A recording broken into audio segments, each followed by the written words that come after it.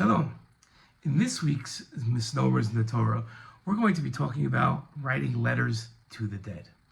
In previous videos, we've talked about writing letters to God, sticking them in the kotel, and how that makes no sense because tefillah has to be enunciated. What about writing letters to dead people? I know it's hard for me to keep a smile off my face, but this has to be one of the most absurd practices I've ever seen in modern day Judaism. Okay, maybe not the most absurd, but it's up there. People write letters to dead people thinking that this is somehow going to bring them something. I don't know what, success, their prayers answered. Our prayers are directly to God. One of the fundamental principles of Judaism, especially of Jewish philosophy, is that we all have a direct connection to God. We do not need intermediaries. In fact, it is forbidden for us to use intermediaries. Intermediaries was a practice introduced by pagans, later idolaters, that said that there's a intermediary between us and God, and we have to use intermediaries. We don't do that. That's not Judaism.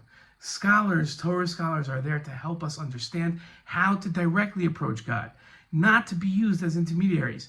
And dead scholars are for sure not to be used. In fact, we have a prohibition of asking the dead for something. We're not supposed to have any contact with the dead.